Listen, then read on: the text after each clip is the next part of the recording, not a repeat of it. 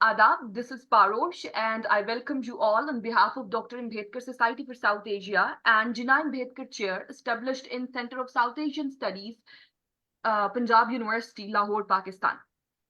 First of all, thank you so very much for joining us on the celebration of 133rd birth anniversary of Baba Sahib Bhim Rao Ambedkar. Now, moving towards my guests, first of all, we have Dr. VINOD Kumar. He's Director, Center of Human Rights and Subaltern Studies at NLU. Thank you so much, sir. Then we have Dr. Narendra Kumar. He's Chairperson, Center of Political Studies, Nehru University, New Delhi. We have Dr. AMRITPAUL Kaur. She is dental surgeon and having her master's in Dr. Ambedkar's thought, also founding member of National Council of Women Leaders, India. Thank you so much, madam. Then we have Dr. Subhash. He's Associate Professor of Economics at Dronacharya Government College, Gurugram, Haryana. Thank you so very much, guys. Now, moving towards, first of all, Dr. AMRITPAUL Kaur साहिबा, और मैं चाहूंगी कि वो अपने views दें बाबा साहिब के बारे में, मॉडर्न टाइम्स में वो उनके थॉट्स को किस तरह से देखती हैं और इसके अलावा वो जो भी बयान करना चाहें. Yes, ma'am. Thank you very much, Paroosh. A very warm good afternoon, everyone. Well, Dr. Bhim Rao Ambedkar, reverentially known as Baba Sahib by millions of his fans and followers, was undoubtedly one of the most illustrious sons of India. He, had a vast, he was a vast ocean of knowledge. And because of that, he's also known as symbol of knowledge worldwide. He was a multifaceted genius, father of modern India. We know him as chief architect of Indian Constitution. He was a legal luminary. He was an economist, parliamentarian. He was an educationist, administrator, journalist. He was a sociologist, a historian, a feminist. He was a champion of human rights. He was also a writer. We all know that. A very wonderful, a very good orator with, if I'm not wrong, around 500 speeches to his credit. He was the emancipator of, the downtrodden masses, anthropologist, he was a theologist, he was a political scientist. And above all, I think he was a social revolutionary, who revived Buddhism in India. Besides, losing his family, his children, and his wife to the system, he played all these roles with impeccable honesty. And he was a man with the mission of human liberation from the roots of human bondage, which is, operating in our society in the form of a hierarchical social system. We all know it. We call it caste system. And the parent of this caste system is in the, Chaturvarnya, or the class system, which is the backbone of Hindu religion. See, all the societies, they are made up of classes. I want to point out the difference between a caste and a class, because this is a very confused, topic. All the societies, they have got classes. They're divided into classes, groups, communities. But caste is something that is unique to India. Outside of India, people who are not Indians, who are not familiar with this system, with the caste system, they normally confuse caste with class. Whereas, had that been the case, I think caste would have been a social problem throughout the world, but it is exclusive unique to the Indian society. Now, when a class refuses to make any connection or any alliance with other classes or groups, it chooses to enclose itself completely, then it forms a caste. So an enclosed class is a caste. So the caste system, or the hierarchical system, in India, I would call it an enclosed class system, where one class is placed one above the other. They, fixed occupations are there, their duties are fixed, their privileges are fixed. The boundaries, or you may say the sanctity of each class is maintained by compulsory endogamy. So what I want to point out is that, see, class system is universal. I mean, it is unique. It is present in all the societies. But those classes, they are voluntary groups. They are unorganized groups. So they form and they dissolve with time. But in Indian society, caste is involuntary. It is organized social grouping. You are born in one caste, you die in that caste. So in our society, there are no channels of communication between two classes. That is how the system is sustained. It is sustained and maintained through centuries. Even today, it is intact only because there are no channels of communications, which otherwise in other societies, they are like, they are well functioning. Now, what Dr. Ambedkar's contribution is that through his struggle, through his writings, through the constitutional rights, he tried to create these channels. And today we do have those channels. It is because of those channels they are operating or communicating, not to a large extent, but to a smaller extent. It is because of that we are able to communicate at a larger platform. There are marriage alliances also being done between different castes. That is all because of Dr. B.R. Ambedkar. It's his contribution. I think the channels, many channels are still closed, but we have hope in Dr. Ambedkar's vision in inclusivity. There's another difference between race and caste. These are also confused. See, caste basically is a social division of people of the same race. Whereas when we talk about racial discrimination, I think that is the discrimination or differentiation, done based on racial features of the human species. So there's a difference between caste and race also. And Dr. Ambedkar, he was a protagonist of modern democratic principles of liberty, of equality, of fraternity, and justice. And the Ambedkarite movement, basically, it is an anti-caste movement with its aim to establish social justice or social democracy through peaceful and democratic means. The name, the anti-caste, this word itself, says that this movement, it is open for people from all castes, all religions, from all walks of life. And basically the fight, I think, is against the unjust system of hierarchies. It's not against particular one caste or one class or even one group. And this fight is against, that deep-seated psychology of superiority, inferiority, of high and low, of, this vast gender divide, of the, of the psychology of negation of the spirit of liberty, equality, fraternity, and justice that we all have, deep inside us. And the psychology which is, this is the psychology which is the chief reason behind many social evils, that are still prevalent in our culture today. They are very intrinsic to our culture. Like we have extreme poverty here. This poverty is not the result of any industrial revolution. This has been, it is due to the, you say the Manu scheme of, this hierarchical scheme.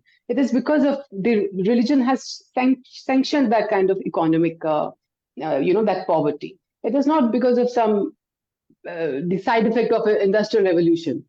The unemployment that we have, the sexual objectification of women, that we have in our society, the unsafe private and public life for women. We are so much engaged in this aimless spirituality nowadays, these baseless and discriminatory rituals that we perform, on and off.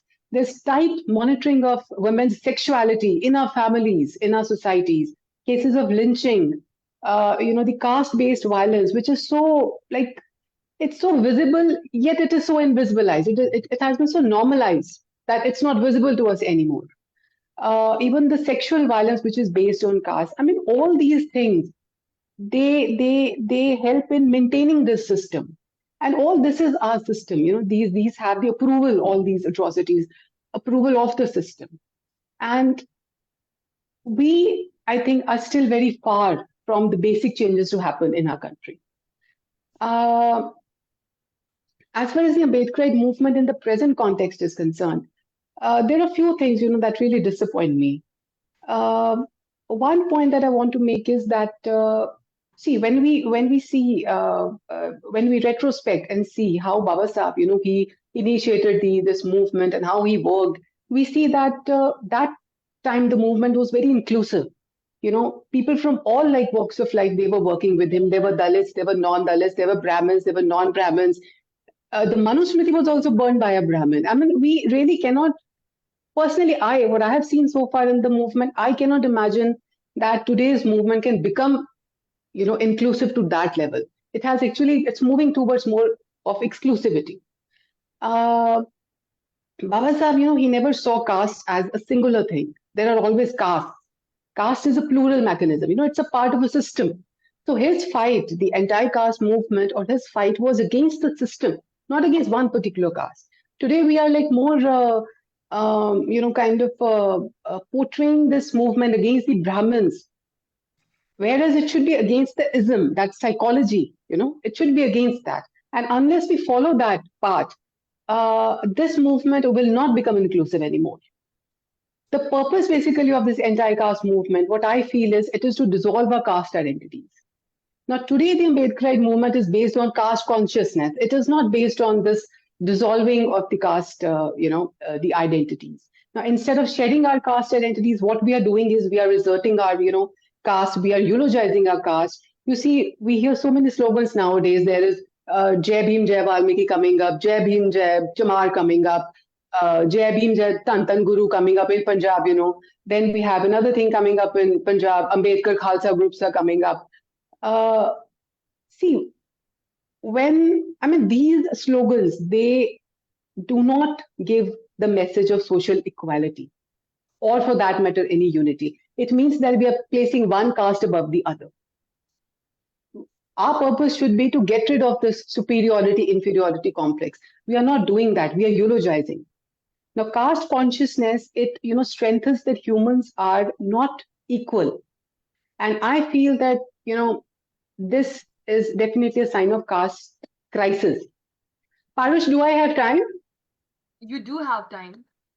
I'll take 5 minutes, just 5 minutes. Sure. So I was talking about caste crisis. I think this definitely is we are heading towards a kind of identity crisis. That's why we are like so much, what do you call, chipkana kehte hain na, ki we are chipping to our caste identities. We should be getting rid of that identities of caste and subcaste identities. See, when you are fighting against a system, like Dr. Ambedkar did, his movement was to fight against the system. Then we need people from all parts of that system, all right, to dismantle it. We cannot just claim that we are the forerunners of this movement, by saying that we belong to this caste or class, and we are the one who are holding this, we are taking this movement forward. So unless we come together, all of us as a class, it is difficult, it would be difficult to create one collective organization. We need one collective organization. Today we have so many organizations, but they do not come together at one point. It's been quite a lot of time, even in Punjab, I am raising this point again and again. We have so many districts here, we have cities here. In every city, every district, we have got so many Ambedkar societies. Why don't we come together? Why don't, all these societies say, oh, one district, they come together first? Why can't we make one organization? Why can't we take one, stand together? We really need to break the sectarian tendencies. Otherwise, I don't see a good outcomes out of all this yes. organization. So I believe Dr. KAUR is saying कि organisation का मकसद है कि हम unite हों एक cause के नीचे, लेकिन हमें ये ऑर्गेनाइजेशन जो है वो डिवाइड कर रही है मजीद. जी बिल्कुल. Exactly, and that's the crisis thing in this whole situation. Moving towards Dr. Yes. Subhash. Doctor, I want your generic view on all of this situation and the topic and the movement of Baba Sahib. Along with that, I want you to tell me about the whole role of Baba Sahib in economy also, because you are the specialist.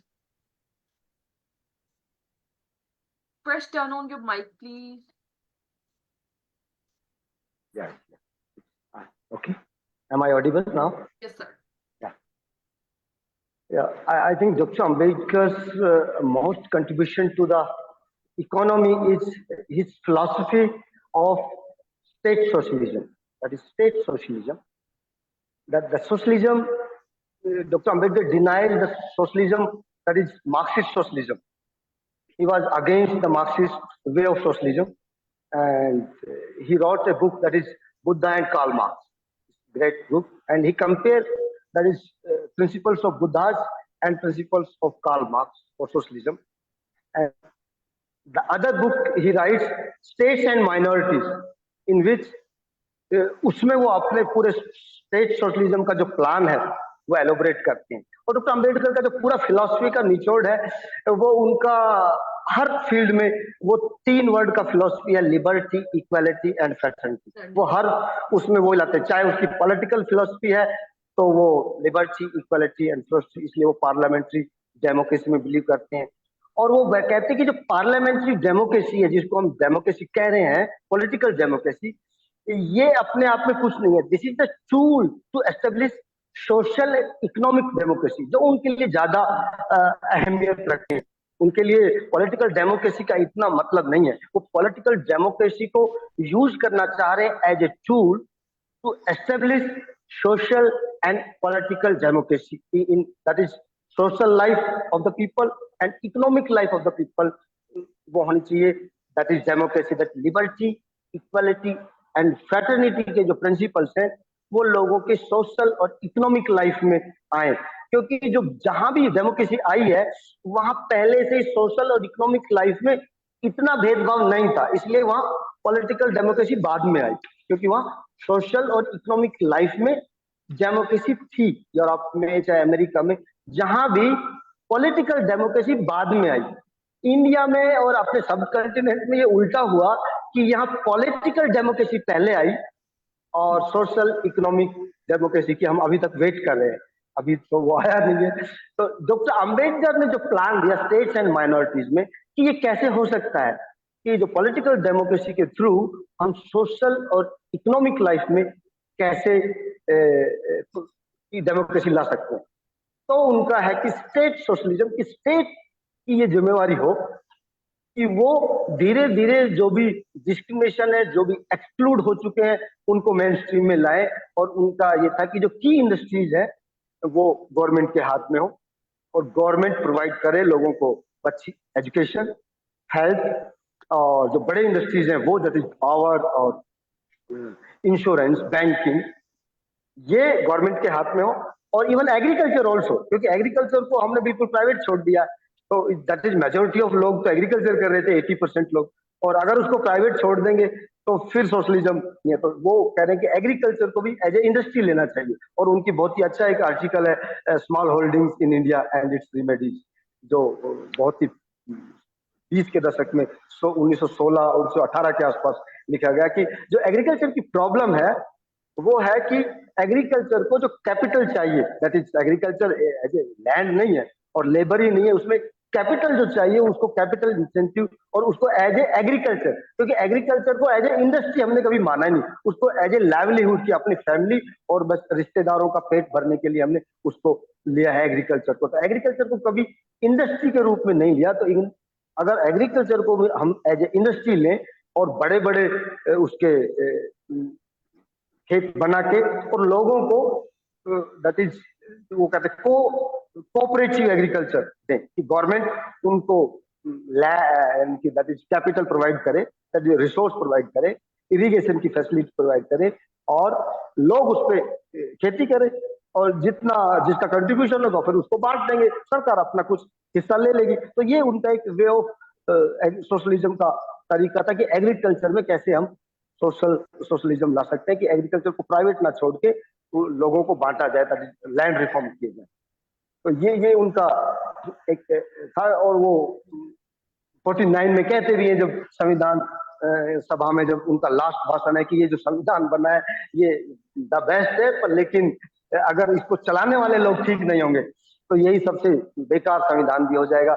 और जो हम through out the year देख रहे हैं कि जो बैठते हैं सीट पे वो किस तरह से इसका यूज करते हैं, क्योंकि constitution is a living documents और लोग जो बैठते हैं वो उसको किसी भी तरह से ड्राइव कर सकते हैं। उनको ये दो धारी तलवार है, उसको लोगों के अगेंस्ट भी उसका यूज कर सकते हैं और ये लोगों के फेवर में भी। ये द बेस्ट कॉन्स्टिट्यूशन है। अगर लोगों का भला किया जाए तो इसमें बहुत सारी चीजें हैं कि उसमें रिवोल्यूशनरी चेंज आ सकते हैं और आया भी है। जो डॉक्टर अम्बेडकर का अफर्मेटिव एक्शन का प्रोग्राम है उसमें एक खून का कतरा बहाए भी इतने लोगों का जो है through reservation, that is representation of weaker sections का रिप्रेजेंटेशन है जिसको रिजर्वेशन कहते हैं, तो उसके थ्रू बहुत बड़ा रिवोल्यूशनरी चेंज लाया भी है उसके थ्रू। और लोग अभी आ रहे हैं, वीकर सेक्शन के लोग आईएएस ऑफिसर बन रहे हैं, अच्छी अच्छी पोस्ट पे आ रहे हैं। इवन वीमेन का इशू भी, अम्बेडकर जो पहले आदमी है जो शायद वीमेन के इशू पे रिजाइन दे रहे हैं। अब तक की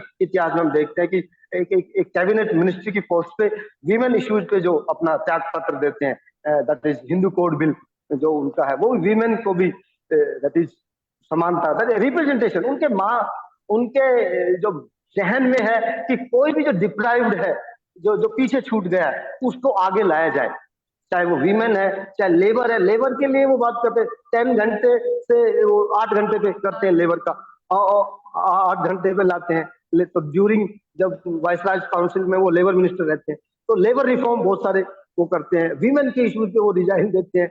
और ये सबसे बड़ा बिल है जो उनकी, यानी कि कॉन्स्टिट्यूशन से भी अहम उनके लिए हिंदू रिफॉर्म बिल था, जो हिंदू कोड बिल जो कहते हैं। और जो आज के कहते हैं कि जो आजकल गवर्नमेंट में बड़े पदों में, वो उनके अगेंस्ट है उस दौरान, जो को आज सबसे ज्यादा वो डॉक्टर अंबेडकर का जय जयकार भी बोल रहे हैं, क्योंकि डॉक्टर अंबेडकर आजकल एक बहुत बड़ा मास का लीडर है और वो आगे बहुत ज्यादा बड़े। तो वोट बैंक का एक वेपन यूज कर रहे हैं political party, every political party. Ambedkar को डिनाई नहीं कर सकते, they can deny Gandhi, they can deny every, Nehru को डिनाई कर रहे हैं ओपन फॉर्म पे, लेकिन अंबेडकर को कोई पार्टी डिनाई, क्योंकि अंबेडकर के साथ इतना मास कनेक्ट हो गया है, जबकि कि Ambedkar become a vote bank for all political party. जो कभी उसके अगेंस्ट हुआ करते थे, आज वो भी बड़ी जय भीम चिल्ला रहे हैं। तो ये अंबेडकर का कह सकते हैं कि कंट्रीब्यूशन है, या उनका एक ऑरा है, या कहें कि उनका ये एक लिविंग ये वो चैंपियनशिप है जो लोग आज उसको सभी सैल्यूट कर रहे हैं। लेकिन वो वोट बैंक के लिए कर रहे हैं, क्योंकि रियल टर्म्स में आई डोंट थिंक कि उनका कोई है, क्योंकि वीमेन रिजर्वेशन अटका हुआ है कब से भी। आई थिंक डॉक्टर अंबेडकर होते तो 50 में वो लड़ते, 56 में 60 में लड़ते, और वीमेन को रिजर्वेशन कब का मिल चुका होता। डॉक्टर अंबेडकर पीछे बैठने वाले नहीं थे, वो तो लगातार संघर्ष, और that is education unite and agitate, तो वो संघर्ष का जो उनका नारा है। और वो इसके खिलाफ भी थे कि जब कॉन्स्टिट्यूशन आ गया है और कॉन्स्टिट्यूशन मेथड आ गए हैं, तो आप जो है इसके जो एजिटेशन है इनको छोड़ दीजिए, कॉन्स्टिट्यूशन मेथड का यूज कीजिए अपने राइट्स के लिए। तो कॉन्स्टिट्यूशन आ गया है, लीगल प्रोविजंस है, तो आप लीगल प्रोविजंस का सहारा लीजिए। कोई भी बात आपने मनवानी है तो तोड़ फूट मत कीजिए, धरना प्रदर्शन मत कीजिए, और प्रॉपर्टी को नुकसान मत कीजिए, कॉन्स्टिट्यूशनल मेथड्स का इस्तेमाल कीजिए। तो वो कह रहे हैं कि through constitution you can change the society. और बहुत सारा चेंज आया भी है, ऐसा नहीं कह सकते कि चेंज नहीं आया, लेकिन जैसा मैडम पॉल ने बताया कि अभी भी डिफरेंट लोग जो है गुटों में बटे हुए हैं, और वो शायद पॉलिटिकल उसमें ट्विस्ट है, क्योंकि सबके अपने अपने, जिस तरह से कैपिटलिज्म बढ़ रहा है, तो पर्सनल जो हित है वो सोशल हित के आगे आ जाते हैं, क्योंकि एक तो आपका सोशल इंटरेस्ट है, एक आपका पर्सनल इंटरेस्ट है। और कैपिटलिज्म ने क्या कर दिया, पर्सनल इंटरेस्ट को आगे ला दिया है। कंज्यूमरिज्म जिस तरह का बढ़ गया है, तो कैपिटलिज्म में हम जी रहे हैं, हम सब उसके एक तरह से कहते हैं कि उसके शिकार हैं, कैपिटलिज्म के शिकार है। तो पर्सनल इंटरेस्ट हमारे आगे आ जाते हैं, सोशल इंटरेस्ट थोड़े बैकवर्ड में चले जाते हैं। तो उसका ये कैपिटलिज्म का ड्रॉबैक कह सकते हो कि हम थोड़ा सोशल इंटरेस्ट से हल्का सा सभी पर्सनल इंटरेस्ट में अपने, इसलिए बदलते रहते हैं, पार्टी इधर से उधर बदलते हैं, सब जगह है वो, सब कॉन्टिनेंट में, आपके पाकिस्तान में भी इधर उधर करते हैं। तो It is everywhere. We are always like this. All of us, maybe at one point or other, हम सोशल इंटरेस्ट को पीछे कर देते हैं, पर्सनल इंटरेस्ट को आगे ले पर्सनल इंटरेस्ट, क्योंकि हम सभी उसके शिकार है, कैपिटलिज्म के शिकार है। क्या करें, पर्सपेक्टिव ही इस तरह का बन गया है। बिल्कुल आप सही कह रहे हैं।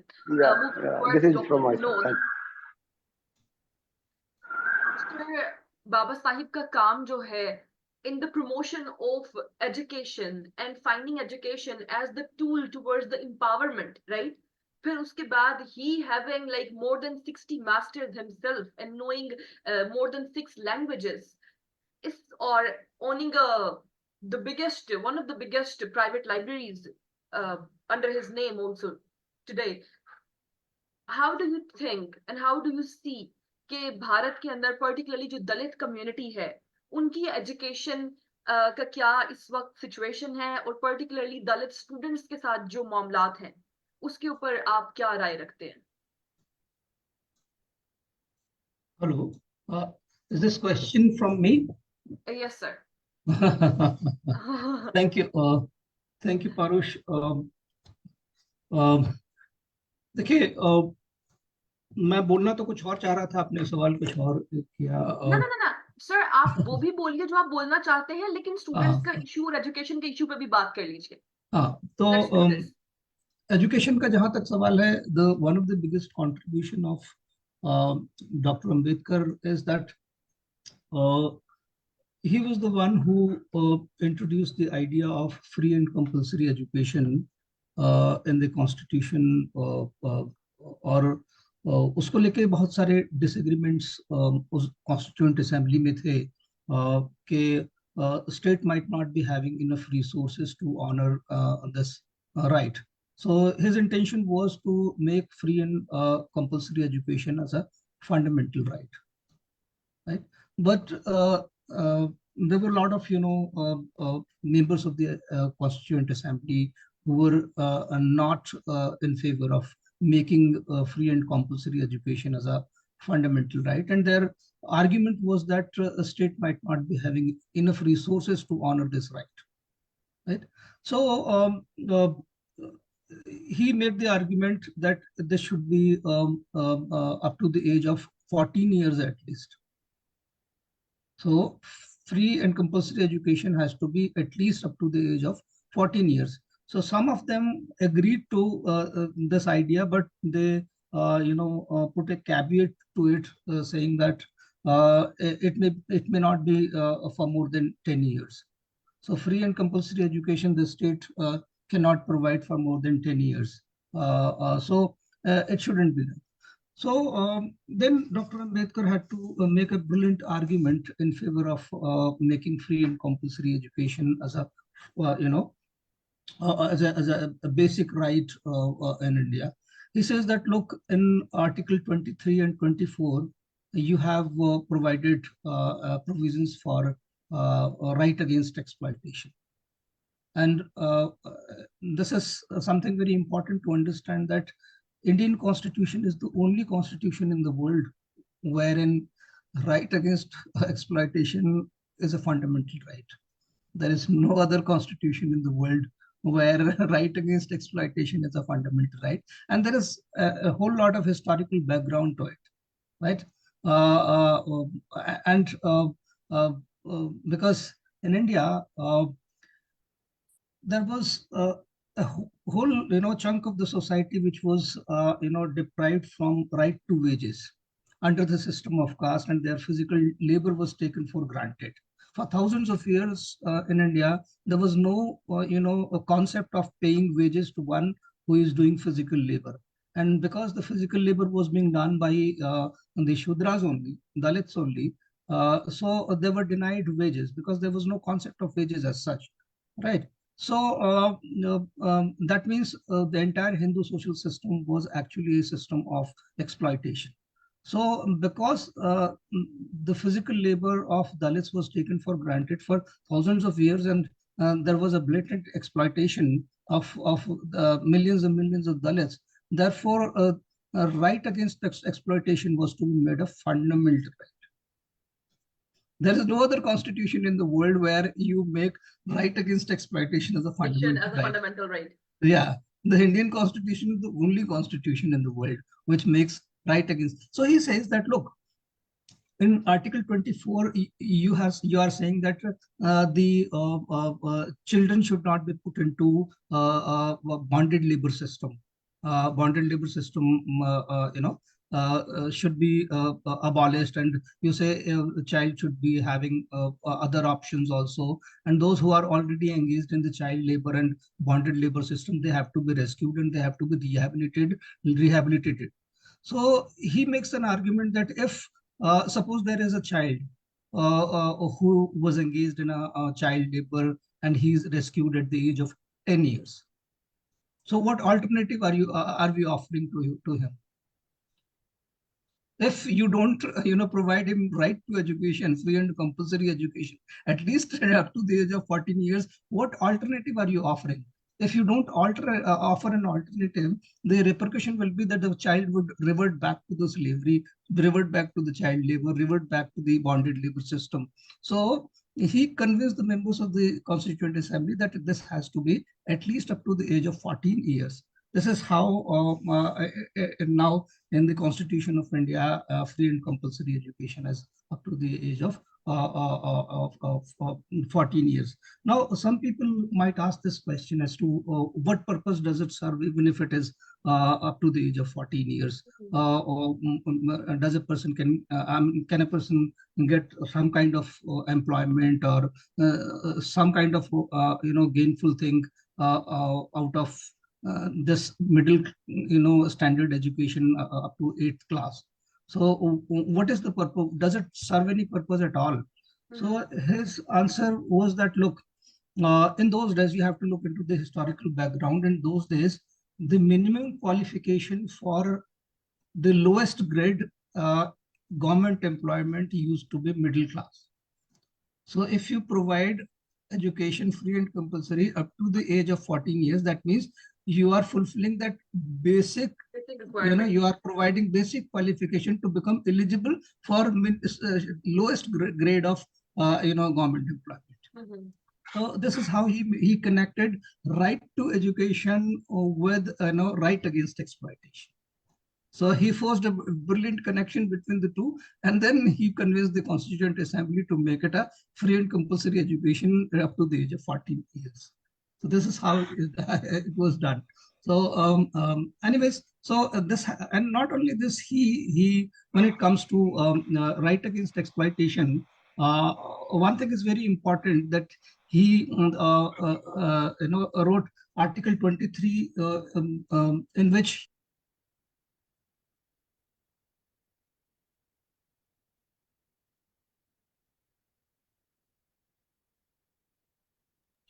I think he has by chance muted himself. Dr. Vinod, you muted yourself. Yeah. I don't know how did it happen. Sorry. Anyways, so Dr. Ambedkar, when it comes to right against exploitation, in Article 23, while writing right against exploitation as a fundamental right, he used a particular word that is called begar. Begar means bonded labor. So begar is now a punishable offense. So it is not only prohibited, it is not only abolished from the Constitution, it has been made a punishable offense under the laws, which were made later on. For example, the abolition of bonded labor system in 1976, and then taking authority and legitimacy from Article 23 and 24 of the Constitution. Later on, the Payment of Wages Act was also introduced in the Parliament. It was passed. So this was precisely because of Dr. Ambedkar that he made right against exploitation as a fundamental right. So he says those who have not been paid for thousands of years, now they have a right to be paid, right to wages. So right to wages came only after right against exploitation was made a fundamental right. So otherwise, though, what is the point in making right against exploitation as a fundamental right if you don't provide right to wages? So this is one of the important contribution of Ambedkar, that he demolished a system, a structure where exploitation was a social norm, very well normalized a social norm, and the exploitation was a way of life. And this is particularly because there is those who have written the Hindu scriptures, they have written everything that killing someone is a sin, telling a lie is a sin, and stealing somebody's property is a sin. But they have nowhere written in any Dharma Shastras that exploitation of the masses is also a sin. So that's why Dr. Ambedkar had to make right against exploitation a fundamental right, because this entire thought process, the entire thinking structure of exploitation has to go away. So this is one. In the context, the question that you asked actually regarding education. So anyways, what I was about to speak from my end was about the relevance of the Constitution of India in this time of turbulence. In India, we have a very historic time of turbulence where the elections of 2024 are overhead, and the whole nation is undergoing, to elect a government for themselves. So now the political party in power, their ministers are openly saying that, if we get 400 plus seats in the Lok Sabha, then we will abolish the constitution, or we will change the constitution, because they want to make India a Hindu Rashtra. So they want to turn India from a democracy to a theocracy, right? So that I want to talk about, what are the repercussions of it. So if India is turned from a democracy to theocracy, from a secular country to a religion-based society, so religion-based state, then there are a lot of people who make this argument as to what is so great about it, or what is so problematic about it, if the country is turned into a Hindu Rashtra, a theocratic state. After all, there are a lot of countries in the world which are religion-based state.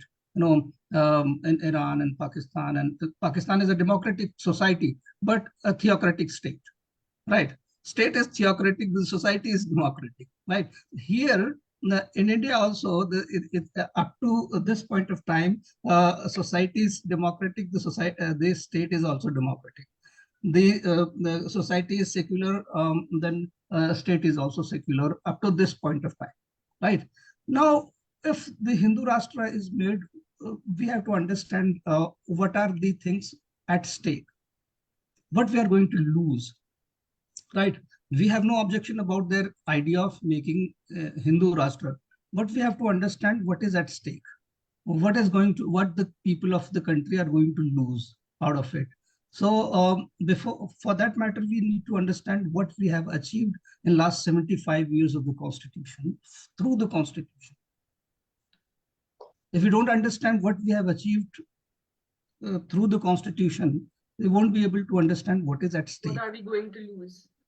What we are going to lose when the country is turned into a Hindu Rashtra. First thing is that the first thing that we have achieved is the democratic system. Democracy, of course, my earlier speaker talked about social democracy, economic democracy, and Dr. Ambedkar had a very holistic vision of democracy. He did not want only political democracy to be established, but political democracy to be used as an instrument for establishing social and economic democracy, which my previous speaker has already talked about. So I'll not go into that detail as to what is the difference between the political democracy, social democracy, and economic democracy. But I guess we all have a fair idea as to what the democracy is in broader sense, right? So broader sense, democracy is a system where people have freedom of choice to choose the best of the representatives, right?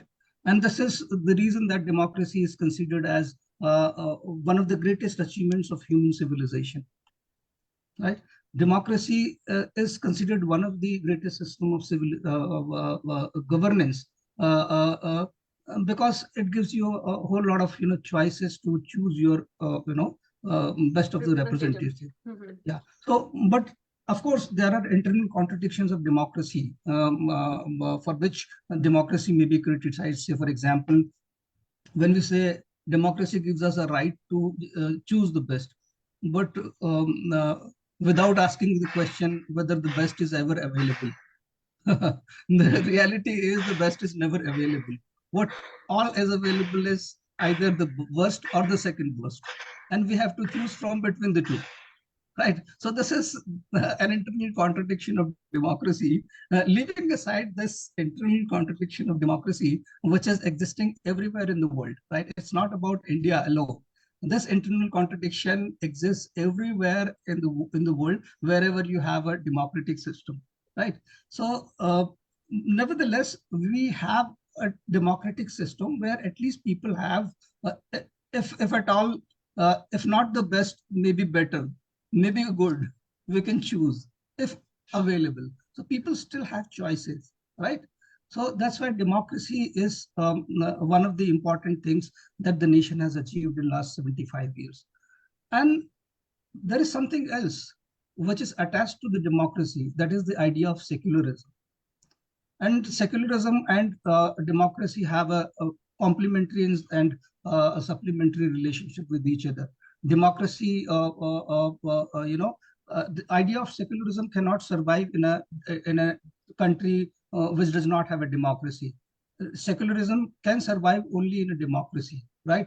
And democracy provides a basis for secularism. So the democracy and secularism, they exist in a perfect symbiotic relationship with each other, right? So that means India up to this stage has been a secular country, in the sense that people do have the right to profess and practice any faith, any religion of their own choice. And at the same time, they have a right to abandon their existing faith, right? And the beauty of the idea of secularism, Indian secularism, is there are different models of secularism in the world, right? So the beauty of Indian secularism is that Indian secularism gives us not only freedom of faith, but also freedom from faith. It's not necessary that you have to have a faith. If you don't want to have any faith, and the Constitution of India nowhere says that those who have no faith, they are less citizens of the country, or they have lesser rights. Nowhere it says everybody has equal rights, whether you have faith or you don't have a faith, right? So this is fantastic thing. The country is going to lose that character if the theocracy becomes the character of the state. When India is turned into a Hindu Rashtra, we are going to lose secularism along with democracy. It's not just democracy. And some people, yeah, some people, do I have time to speak a little more? Sure. Okay, thank you very much. So some people argue in our country that secularism, was not the, idea implicit or embedded in the original draft of the Constitution, which came in 1950. And their argument is that the word secularism was inserted in the Constitution of India in 1976 through 42nd Constitutional Amendment, and therefore the secular character of India came only in 1976. But this is a fallacious argument. There is a half truth in it. This argument is true up to the extent that the word secularism was inserted in the preamble of the Constitution in 1976 through 42nd Constitutional Amendment. Up to this point, they're right. But if they make an argument that idea of secularism was not implicit in the Constitution of India, that's completely a false argument. Because if you see the entire scheme of the Constitution, you'll find that secularism is very much implicit and embedded everywhere in the Constitution. I'll give you a couple of examples through which you can understand how idea of secularism is embedded and implicit in the entire scheme of the Constitution. For example, the idea of citizenship. In India, Indian Constitution, the idea of citizenship is a secular idea. It's not an idea which is based on religion. If idea of citizenship in Indian Constitution was based on religion, then there would have been different classes of citizens. Some would have, those who are Hindus, they would have, because they are majority, they would have been the class 1 citizens, and rest would have been second class or third class citizens, right? But the matter of the fact is that everyone is an equal citizens, right? So the Constitution of India gives us the idea of equal citizenship, irrespective of religion, whether you're Hindu or Muslim or Christian, doesn't make any difference. You're a man or a woman, which particular ethnicity you come from, that hardly makes any difference to as far as the question of citizenship is concerned. Everyone is an equal citizen, right? So that shows that the idea of secularism is implicit in the scheme of the Constitution itself. And because everyone is an equal citizen, the distribution of fundamental rights is also secular, because the equal fundamental rights to every citizen comes through the idea of equal citizenship. If there was no equal citizenship, equal distribution of right would not have been there, because every citizen is equal, therefore their fundamental rights have to be equal. So if the idea of fundamental right was based on the idea of religion, then people would have different levels rights of fundamental rights. Some would have, there would have been asymmetry of distribution of rights in the country. But that we don't see. We don't see any asymmetry of the distribution of rights. As far as enforcement of right, exercise of rights, these are practical things, right?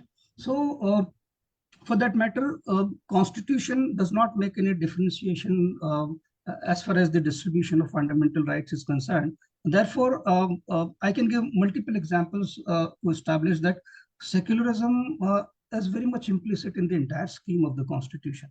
It's not that it came only in 1976 because we inserted a word secular in the preamble of the Constitution. That's not the truth, right? The was already there. It was already there. It's embedded. It's inherent in the scheme of the Constitution. It's not that we have made it secular later on. So if the Hindu Rashtra goes away, the Constitution goes away and Hindu Rashtra is made, we are going to lose democracy. We are going to lose, secularism. We are going to lose rule of law. We are going to lose our fundamental rights also, right? So a lot of things are at stake. So the question is whether we are able to afford that or not. If we are able to afford, go ahead with the damn thing.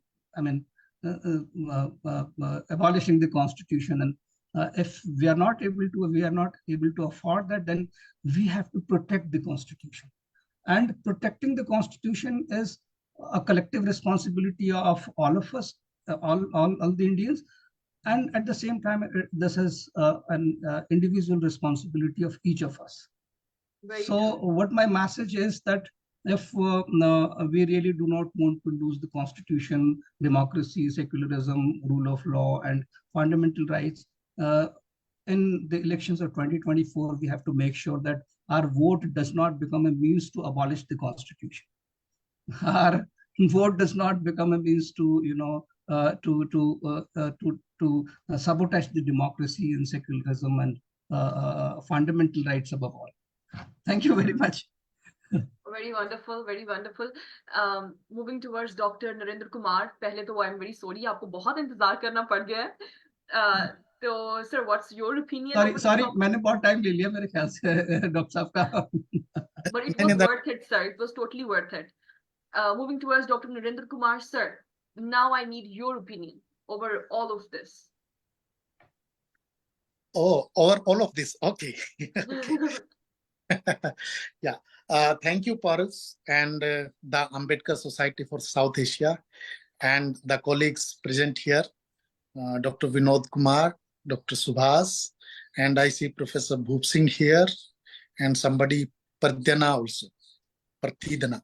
So thank you so much, and thanks for being here, because this is the issue that we are now celebrating almost every 14th April, and we remember Baba Saheb Ambedkar and what are his contributions and what are the kind of challenges that we have in the present times.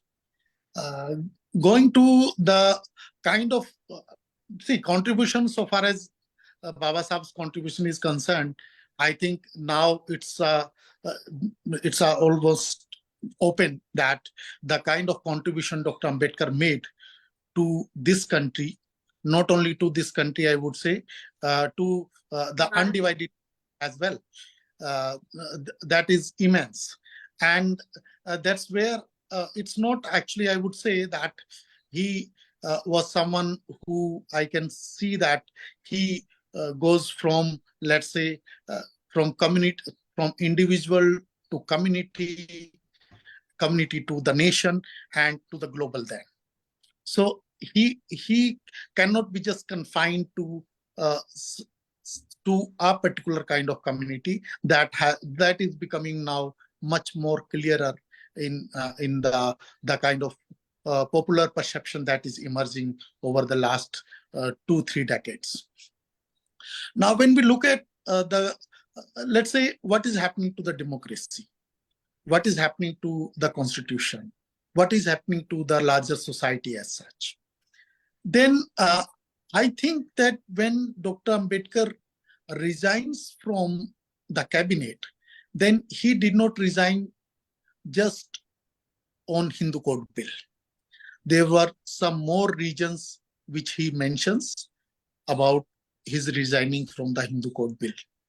And let me tell you that Dr. Ambedkar also mentioned that the rights of the other backward classes, which were to be protected through the formation of National Commission for Backward Classes, that was also not being done by that government or government of those times.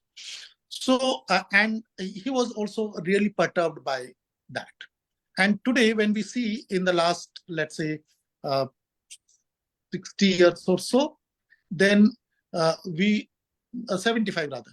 Now we see that we begin from 1952, wherein 51, wherein he talks about the rights of the OBCs, and then it comes to Mandal Commission and then its implementation. And interesting part is that nowadays people generally don't remember him, that what did he do for the other backward classes. And I would say that similar has happened in case of Kansiram also, who fought for the rights of the OBCs in this country, who was the one who actually made this possible, or in a way, he in fact made the people conscious of the Mandal Commission and the lack of its implementation. And then the VP Singh government comes and finally this is done. So what I'm just trying to tell you is that the journey of Dr. Ambedkar has to be looked at, that how did he contribute to other segments of the society as well.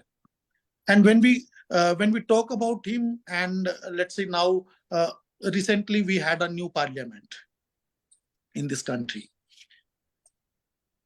What would have been Dr. Ambedkar's idea about the parliament? What did he talk about the parliament?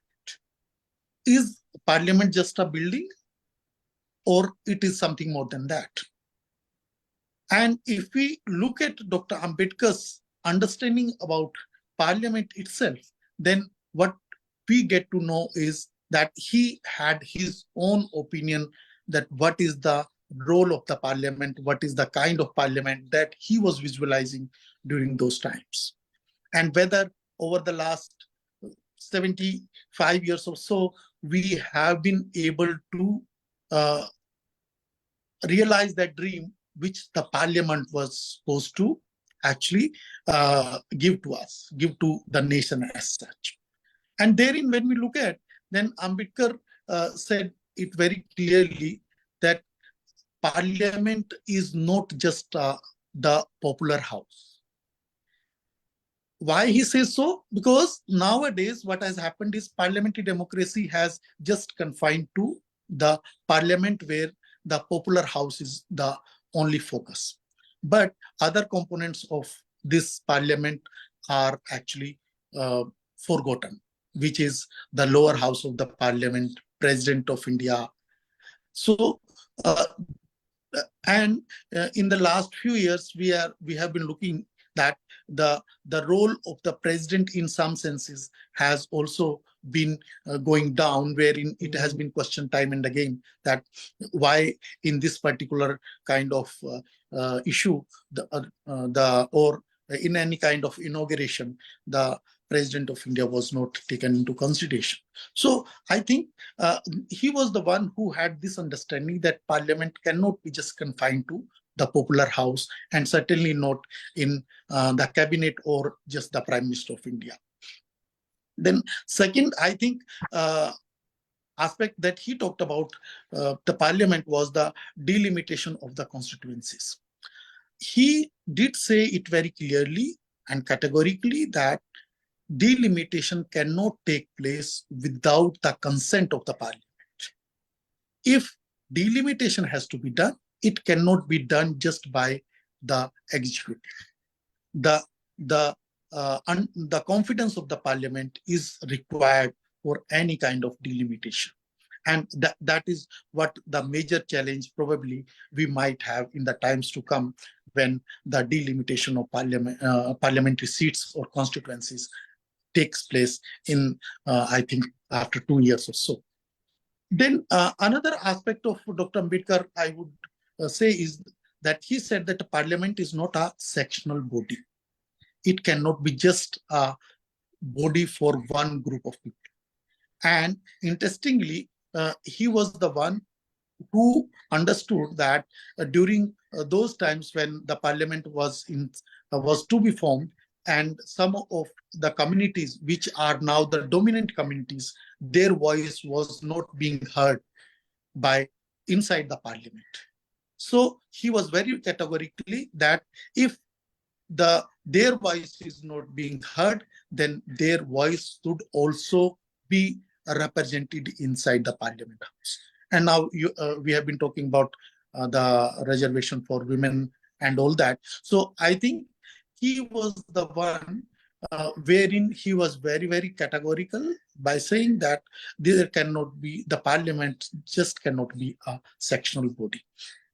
Then apart from that, I think there is a lot of tension between the center and the states these days.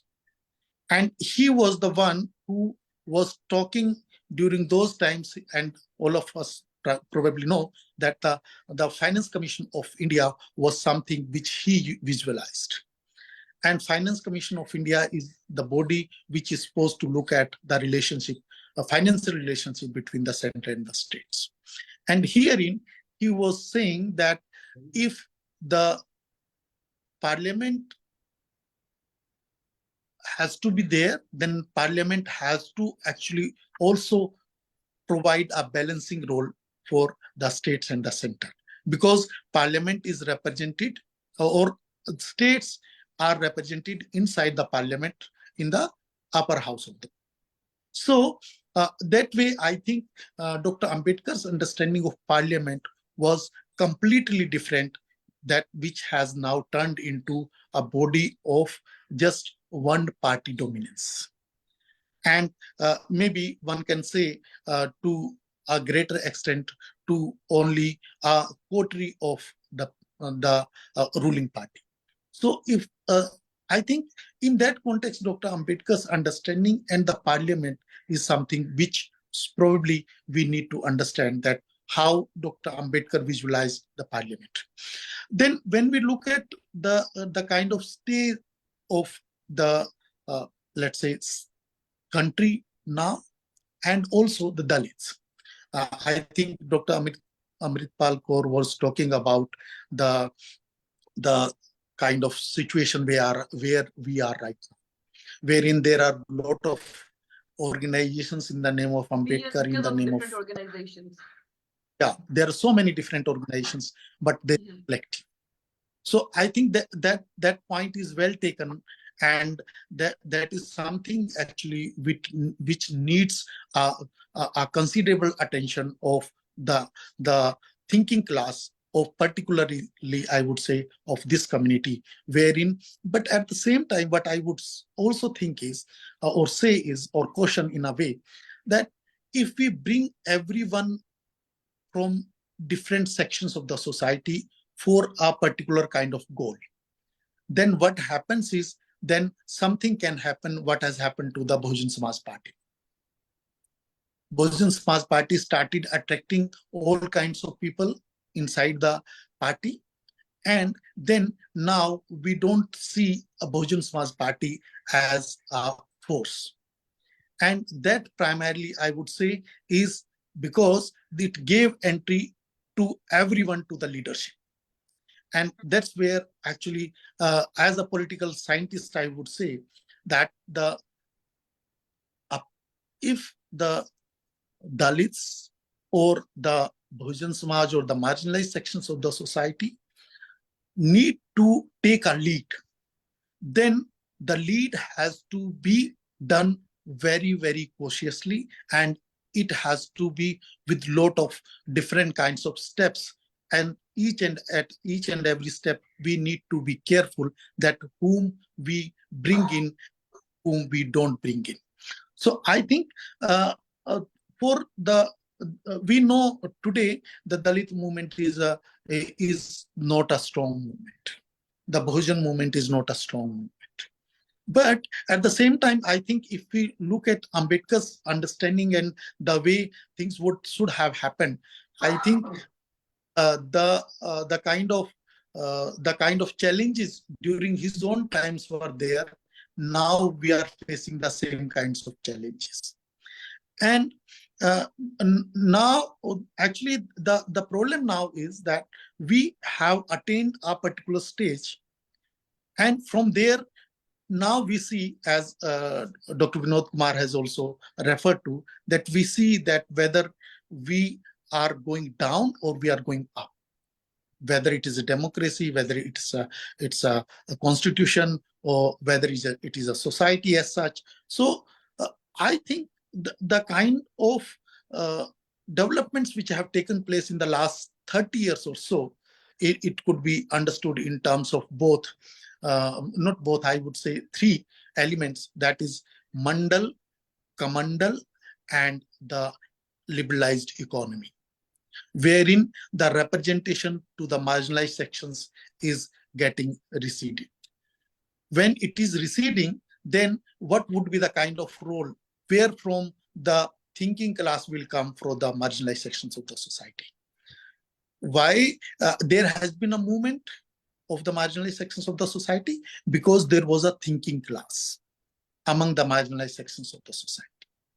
That's why this movement could build up.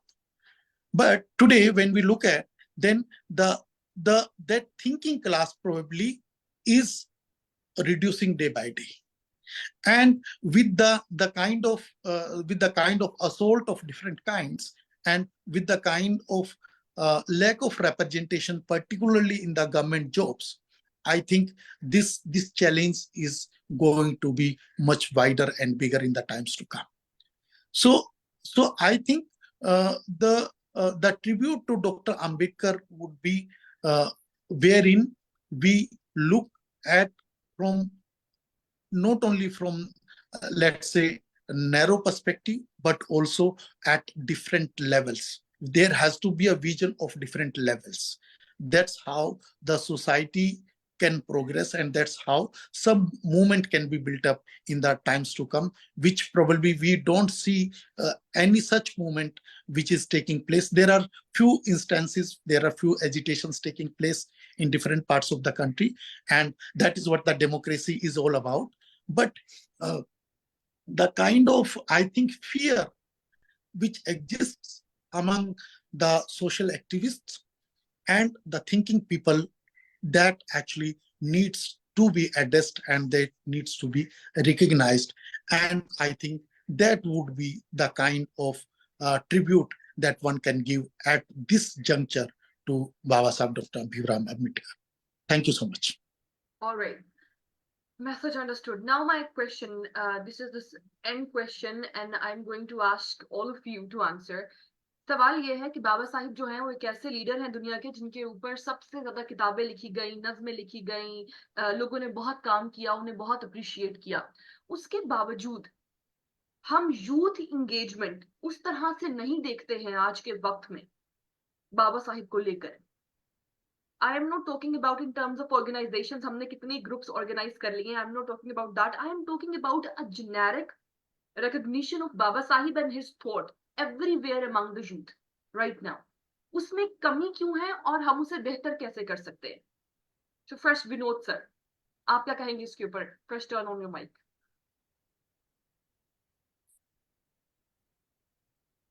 Your mic. Sorry. Thank you very much. Paroosh, मैं एक तो भूल गया आप लोगों को बधाई देना. Center for South Asian Studies has been doing a wonderful job, organizing this kind of annual session, and also for organizing the conference. One of the conferences I had attended in 2019, I came to Lahore, Wow. where, yeah. So you have been doing a wonderful job, and you deserve a lot of applaud for that matter. That Thank you. outside India, in Pakistan also, people, do recognize the importance and the contribution of Dr. Ambedkar, because people do recognize that. Dr. Ambedkar cannot be was a persona which cannot be confined to the territorial boundaries. He was a true humanist. He was a person who believed in the idea of universalism. So anyone who believes in the universal values of equality, justice, liberty, and human dignity would obviously love to be engaging with his thoughts. So for that matter, I congratulate you, South Asian Studies, and Paroosh in particular. Thank you for very much. As far as your question is concerned, why there has been a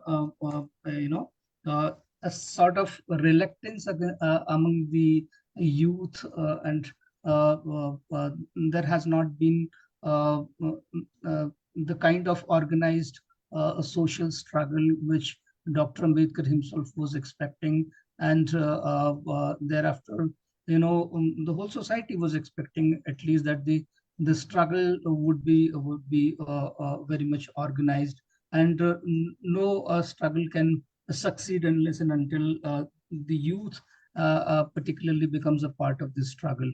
And it's true that in India that has not happened. Maybe one of the important reasons is that we have failed our youth, actually. Let me admit this responsibility that we have not sensitized our youth enough, right? We have not educated them. We have not told them enough about the values for which Dr. Ambedkar fought for, throughout his life. And this could have happened only when we had gone to the grassroots and talking to youth, educating them, sensitizing them, and interacting with them, having a dialogue, right? We remained confined to our cozy cocoons in academics. We are being paid a handsome salary, and we love to live in our own the cozy comforts and cozy cocoons. Actually, we do not want to step out and go to the villages, the rural side, and to interact with people, to organize the masses so that they could become a part of the larger struggle of the social justice. This is one important reason. Second reason probably is that the kind of education system that we have made, Ambedkar has not been given enough space in that. So at school level also, there is a lack of sensitization or a lack of education about Ambedkar and his valuable thoughts, because there is hardly any academic space for Ambedkar thought in our academics. So youth, even the people, the youth that comes from the reserved categories, the Dalits, the Adivasis, they themselves are not aware about their own social identities as to what it means to become a Dalit. and what has been their historical background, how they have been suppressed and oppressed and subjected to injustice historically. So they have no idea about it. When we interact with them, they are blank. So we find that at the level of their families also, they have not been taught about Ambedkar and his ideas and his values which he fought for. So at various levels, we have failed our youth, at the level of family, at the level of school, at the level of our own activism, and particularly the academics has failed our youth at many levels. My understanding is that if you really want to bring about a radical social transformation, then and this is the responsibility of the academia to turn into activism. So, and we see the history of the world wherever the radical transformations have taken place in the society, and that has happened precisely because the academics also turned into activists. If academics does not, turn into activists, then we cannot expect for any social transformation in radical sense. I think that's my understanding. Thank you very much. Now moving towards Dr. Subhash. Sir, आपको कैसे लगता है और क्या लगता है कि किस तरह से यूथ एंगेजमेंट बढ़ाई जा सकती है? देखिए, यूथ एंगेजमेंट, जैसे डॉक्टर अंबेडकर का एक कोटेशन है कि जो आइडियाज हैं वो बिल्कुल नन्हे पौधों की तरह हैं, जब तक उनको खाद पानी तेल नहीं मिलता रहेगा वो मर जाएंगे। तो आइडियाज जो हैं बिल्कुल ऐसे ही है जैसे आप ये कॉन्फ्रेंस कर रहे हो, और बहुत सारे कॉन्फ्रेंस हो रहे हैं। ऐसा नहीं है कि डॉक्टर अंबेडकर बहुत एक तरह से बड़ी फिगर हो गए हैं कुछ सालों में। जैसे जब मैं पढ़ता था, जब मैं एमए करता था, तो हमारे यहाँ एक एमए इकोनॉमिक्स में one unit is that is Indian economic ideas, वो, और उसमें होते थे the economic ideas of Nehru, economic ideas of Gandhi, but there is no economic ideas doctor Ambedkar, nothing was there. But now these days, क्योंकि अंबेडकर को जो बहुत सारे लोगों ने जो जो जो स्कॉलर्स हुए हैं वो बात कर रहे हैं, आपकी यूनिवर्सिटीज में हो रही है, हमारी यूनिवर्सिटीज में हो रही है। आप 14 अप्रैल को देखिए कितना जुलूस। लेकिन क्या हुआ, डॉक्टर अंबेडकर को वो ब्राह्मणिकल सिस्टम के तहत उनको एक तरह से का देवता बना दिया है। बहुत सारे लोग उसको एज ए देवता की तरह पूजते हैं, छत सर पे रखते हैं उनके फोटो को, स्लोगन चांट करते हैं, डांस करते हैं, लेकिन वो उनके आइडियाज में नहीं जाते, दैट इज डीपर। क्योंकि ज्यादातर जो लोग हैं वो सेलिब्रेट करते हैं जिस तरह से फेस्टिवल टोकनिज्म की एक दिन सेलिब्रेट करते हैं। तो 14 अप्रैल को बहुत जबरदस्त, आप देखो पार्लियामेंट स्ट्रीट में हम गए थे तो लगभग 3, 4, 5 किलोमीटर तक लोग अपने बच्चों को लेके, बीवी बच्चों, छोटे छोटे बच्चों को लेके आए हुए थे। इतनी जबरदस्त, आप नागपुर में देखोगे 14 अक्टूबर को इतना जबरदस्त, और हर हर यूनिवर्सिटी में ये प्रोग्राम होते हैं। तो यूथ बेसिकली डॉक्टर अंबेडकर को ले रहा है, पर एज ए जिस तरह से वो फेस्टिवल होता है ना कि एक दिन का फेस्टिवल है, उसके बाद वो भूल जाते हैं। दैट इज यूथ उसको एज ए, वो जो ब्राह्मणिकल सिस्टम है कि उसको एज ए देवता बना दिया है। उसके आइडियाज से उनका कोई लेना देना नहीं है कि वो एक दिन है, उनको बस वो जय भीम चिल्लाते हैं, डांस करते हैं, अपने सर पे बैठाते हैं, बहुत सब तो पूजा करते हैं, लेकिन जो जो उसके मेजर आइडियाज हैं उनको, और ये डॉक्टर साहब ने सही बताया कि जो हमारा सिलेबस सिस्टम है, क्योंकि जब मैं पढ़ता था तो भी हमारे सिलेबस में नहीं है। क्योंकि हमें जैसे हमें आता था इंग्लिश, जब हमने स्टार्ट की थी 6th से अंग्रेजी में, तो ऐसे लिखिए भाई योर फेवरेट लीडर।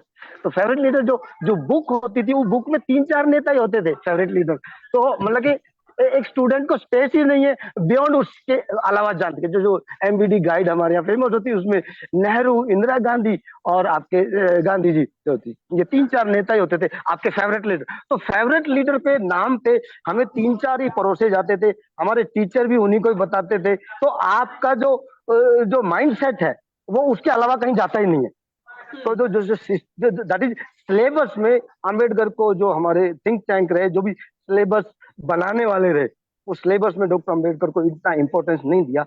लेकिन आजकल तो यूनिवर्सिटीज में जो यूथ आजकल जान गया है, बहुत सारा जान रहा है। आप जैसे प्रोग्राम कर रहे हो, ये क्या है, ये यूथ के लिए तो हो रहा है, सारा कुछ जान रहे हैं। जैसे बहुत सारे लोग कर रहे हैं, हमारे यहाँ प्रोग्राम करते हैं हम एवरी टाइम, इवन हम तो कंबाइन करते हैं फुले एंड अंबेडकर तो एक साथ जयंती हम मनाते हैं। फुले अम्बेडकर सर्कल बहुत सारा बन रहे हैं। तो That's wonderful. धीरे धीरे अम्बेडकर का इम्पोर्टेशन बढ़ रहा है। और आप और वर्ल्ड भी देखिए, वर्ल्ड भी रिकॉग्नाइज कर रहा है। कोलंबिया यूनिवर्सिटी में प्रोग्राम होते हैं, लंदन स्कूल ऑफ इकोनॉमिक्स में प्रोग्राम होते हैं, और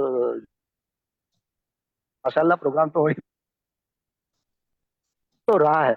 ऐसा तो नहीं कह सकते कि नहीं हो रहा है अम्बेडकर, लेकिन धीरे धीरे जो आइडियाज रूट जो क्योंकि अम्बेडकर को समझने के लिए भी एक पढ़ा लिखा होना चाहिए जरूरी। क्योंकि जरूरी नहीं कि अम्बेडकर को जब आप उसकी राइटिंग्स में जाते हैं तो आदमी के जल्दी से समझ में आते नहीं है उनके जो आइडियाज है, क्योंकि उनको एक प्राइमरी कंडीशन कम से कम ग्रेजुएट तो होना चाहिए उनको समझने के लिए। तो ये भी एक कह सकते हैं कि अम्बेडकर की कुछ राइटिंग्स को समझने के लिए कम से कम ग्रेजुएट लेवल की समझ तो उसको कॉन्स्टिट्यूशन आना चाहिए, उसको डेमोक्रेसी की समझ होनी चाहिए। अगर उसको पॉलिटिकल, उसको इकोनॉमिक्स पढ़ना है तो कम से कम उसको थोड़ा बहुत इकोनॉमिक नॉलेज होनी चाहिए। क्योंकि प्रॉब्लम ऑफ रूपी आप कई बार पढ़ लीजिए, समझ में नहीं आएगी। जो उनका थीसिस है प्रॉब्लम ऑफ रूपी, वो आम आदमी के समझ के बारे। तो इकोनॉमिक्स का गरीब, तो अम्बेडकर की क्योंकि हाई लेवल का उनका जो इंटेलेक्ट है, तो इसलिए हो सकता है कि यूथ शायद उस लेवल, लेकिन जो इंटेलेक्चुअल वो तो कर रहे हैं, प्रोफेसर लोग तो जान रहे हैं बहुत। जिस तरह का प्रोफेसर आप कर रहे हैं, बहुत कर रहे हैं, बहुत हो रहा है, बढ़ रहा है। Very hopeful, very hopeful, very optimistic. नहीं, यस हर साल हम कर रहे हैं, बना रहे हैं। इवन नरेंद्र सर को हम थ्रू अम्बेडकर ही जाने हैं। ये जितने भी हम सब साथी बैठे हैं आज देखिए, अम्बेडकर के थ्रू ही हम सबको जाने, आपको जाने, विनोद कुमार जी को जाने, नरेंद्र कुमार जी से तो पहले ही वैसे मुलाकात होती है, लेकिन बहुत सारे स्कॉलर्स हैं all over the India, all over the world. There is no doubt, there is no doubt. Moving towards Dr. Narendra Kumar. Yes sir. हम चाह रहे हैं, सुभाष सर कह रहे हैं एक लेवल पे एंगेजमेंट आ चुकी हुई है, हम चाहते हैं कि इससे ज्यादा कैसे बढ़ाया जाए, आप बताएं कैसे बढ़ेगा।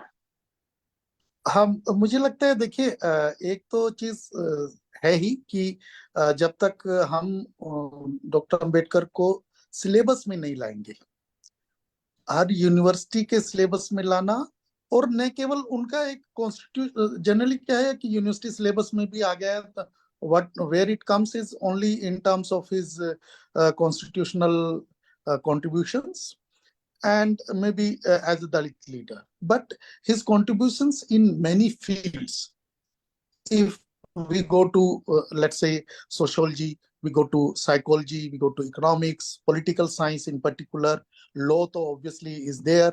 So if we try to bring him in all these areas and the syllabus of these disciplines, then I think it is certainly going to help. I would just say that during our own times, when we entered here in JNU as students, that time hardly people were doing any research on Ambedkar or Dalits. But the kind of people during our time came, and probably that was because of the Mandal Commission's uprising during those times, that Dr. Ambedkar became very, very a hot topic, that wherein people started as students, as youngsters, we started taking Dr. Ambedkar's understanding, his writings more seriously. We used to run during those times Ambedkar Study Circle here. So that was to make conscious the youth that what Dr. Ambedkar had to say about different issues. So I think what probably can be done is, like you have this Ambedkar Society for South Asia. If herein you can engage some of the youth, wherein you can have Ambedkar Study Circle kind of thing, not having a seminar only let's say on this day or on 14th April, but a continuous kind of engagement. Whosoever is trying to understand Dr. Ambedkar, then actually it's see, today the issue is that most of the people, most of the youth have come to know that there is someone called Ambedkar. That is the best thing I would say for this generation. And now see, people like most of the national movement leaders, their importance is getting reduced day by day, but Ambedkar's importance is getting increased. It's multiplying. If that is multiplying, then it needs to be actually catered to, that why his image is so important now, why his contributions are becoming so important now. If we can bring them some kind of these kind, like there are some youth organizations. If we can engage them and tell them that how they can actually engage with the ideas of Ambedkar and then communicate those ideas to the youth in general. Those are some of the some of the ways wherein I think Dr. Ambedkar's ideas can become much more wider and much more, let's say, which would go to the youth in a big way. All right. और मुझे आप सब लोगों की जो बातें हैं वो सुन के ये लगता है कि ठीक है, ऑप्टिमिस्टिक सिचुएशन है, यूनिवर्सिटीज में पढ़ाया जा रहा है, लोग सेलिब्रेट कर रहे हैं और 14 अप्रैल को बड़े अच्छे से सेलिब्रेशंस हुई, दैट इज वंडरफुल। मुझे लगता है कि कभी कभी ऐसे होता है, चीज इतनी पॉपुलर हो जाती है कि it becomes some fashion symbol. I believe Baba Sahib को फैशन सिंबल से ज्यादा एवरीडे लाइफस्टाइल बनने की जरूरत है हमारी जिंदगियों में। ठीक है कि हम उन्हें 14 अप्रैल को बस नहीं देखें, हम उन्हें हर रोज प्रैक्टिस करें, उनकी टीचिंग्स को हर रोज प्रैक्टिस करें, लोगों को बताएं और उस तरह का अपना लाइफस्टाइल बनाएं ताकि हम एक्चुअली उनकी जो एफर्ट है, जो उनकी स्ट्रगल है, उसको ट्रिब्यूट दे सकें। If I'm not wrong. बिल्कुल, क्योंकि देखिए, जस्ट टू इंटरवीन कि जो हम लोग बार बार बात कर रहे हैं कि डॉक्टर अंबेडकर को 14 अप्रैल को जय भीम करके और मालाएं पहना के जो भी किया जा रहा है, but those people, I am saying again and again this word, the thinking people are now actually are very much doubtful, suspicious that what will happen to Ambedkar in the next, let's say, 15-20 years. Whether he would also become a statue wherein people will go and garland his statue every 14th April or 6th December or maybe some other day, or any institution's major day. But that is what I think is something to which all of us need to be very, very cautious, and so that he does not become just a cult for the society as such. Yeah. Very true, very true. Thank you so very much, everyone. Dr. KAUR वो भी हमारे साथ नहीं है, Narendra sir, Vinod sir, Subhash sir, thank you so very much. Paroosh, if anyone has any question regarding the discussion in the audience, those who have not spoken in this seminar, if they have any question, any clarification or anything which they want to have from us, we are ready. And let them be given some opportunity. Those who have not spoken. So the opportunity has been given. Guys, whoever who is listening and wants to ask any question, write down here in this chat section. All right.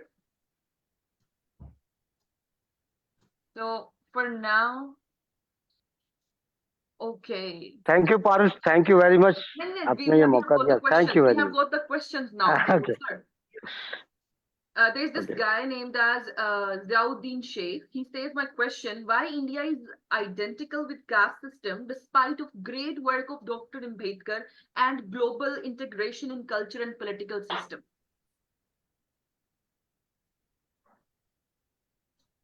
Sorry? Yes, because it is simple, because those who are in power, they are casteist.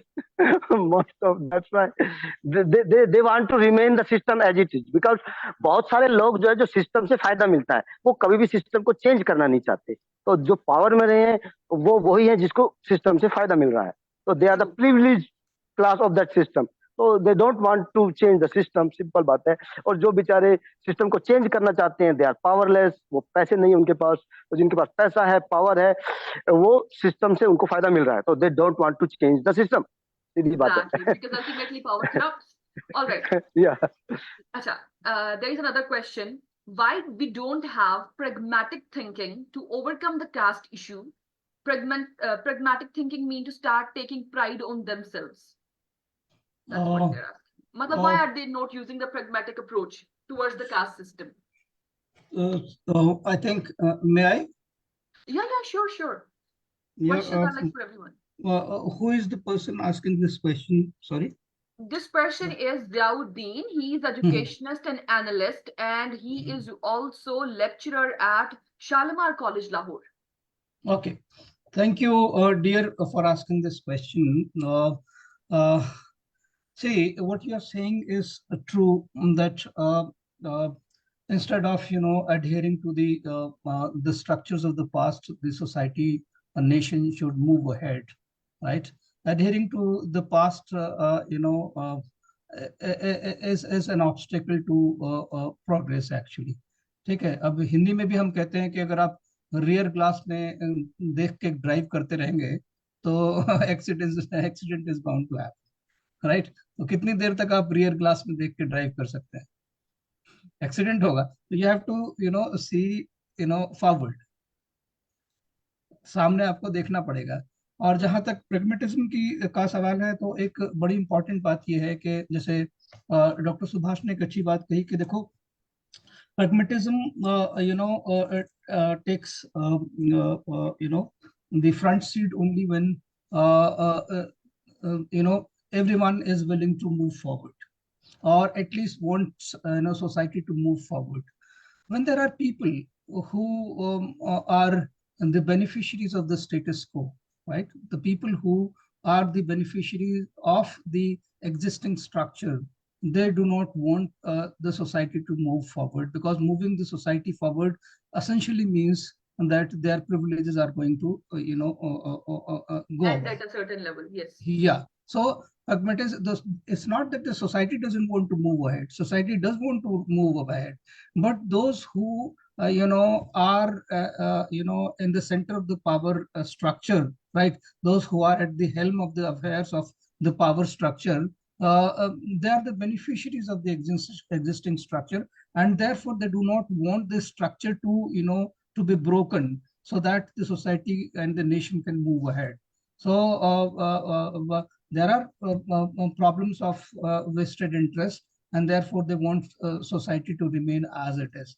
But of course, if there are reactionary forces, there are revolutionary forces, then there are currents and counter currents. So it's a constant struggle within the society. Some people would want society to remain stagnant, but others who have been the victims of the structure, those who have been the victims of the system, they would always want society to move forward. The struggle is constant in our society. All right. Thank you. Now there is one other thing that Ziauddin Sheikh Sahab has mentioned. He says, sorry, democracy has not been achieved as discussed. We are having political democracy without social and economic democracy. Democracy is a system, not just to set the electoral system. Yes, you are very right, dear, that in India, that's equally true. About India, I would say that it's not even a political democracy in a true sense. It's rather an electoral democracy. There is a difference between political democracy and electoral democracy. In India and Pakistan, in these countries, if we are able to conduct elections successful, we think that we have achieved the political democracy. So, but this is all about electoral democracy, not political democracy. Political democracy has something to do with, equal representation in the power structure, right? And about India, this is far more truer in the sense that, we have a mobocracy. It's not even democracy, because people say that India is the largest democracy in the world. I say that India is not a largest democracy. If at all it is the largest democracy, this is largest democracy in numerical sense. So India is a numerically largest democracy in the world, because we have 1.3 or 4 billion people, in the country. But we have to understand one very important thing, that democracy is not all about a quantitative idea. Democracy is a qualitative idea, right? Yes. So that means, we might be numerically the largest democracy, but what is the quality of our democracy? Can we compare the quality of our democracy vis-a-vis the democracies of Europe? We are nowhere. So we might feel proud of being a numerical democracy, and we might boast about it and then eulogize and using hyperbolic expressions, and that doesn't serve any purpose actually, right? So we are a numerical democracy, we are a quantitative democracy, we are not a qualitative democracy, and same is true probably about Pakistan as well. Yeah, thank you. That's great. So we have addressed all the questions. Thank you so much, Vinod sir, Subhash sir, Narendra sir. So energetic and powerful. हालांकि आप सब लोग अपने office hours की बात कर रहे हैं, तो आप लोगों ने पढ़ाया भी होगा आज. अच्छा खासा. Teachers are full of potential. All. Thank you, Paroosh. Very great. Thankful to you. Thank you, South Indian Center for South Asian Studies. We hope to have many more discussion sessions and seminars and conferences in the time to come in future. Thank you very much. Thank you. And those who have raised their questions and queries, we have not been able to see their faces even. But we hope to interact with them also at some point of time in future. If the occasion comes, we might invite you guys to India, and we might also come again to Pakistan. Definitely. We are ready to host you guys anytime.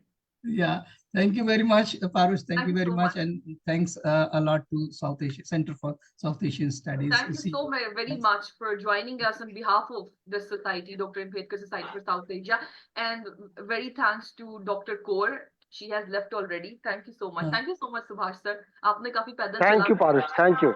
Thank you very much. बहुत शुक्रिया. बहुत शुक्रिया. बहुत अच्छा लगा. बहुत ही अच्छा लगा. Thank you. Thank you. Bye. See you next time. See you next time. इस दफा आप एक साल का अरसा मत लीजिएगा ना. Thank you. Yeah. Okay, see you. Okay. Bye. Bye. Bye.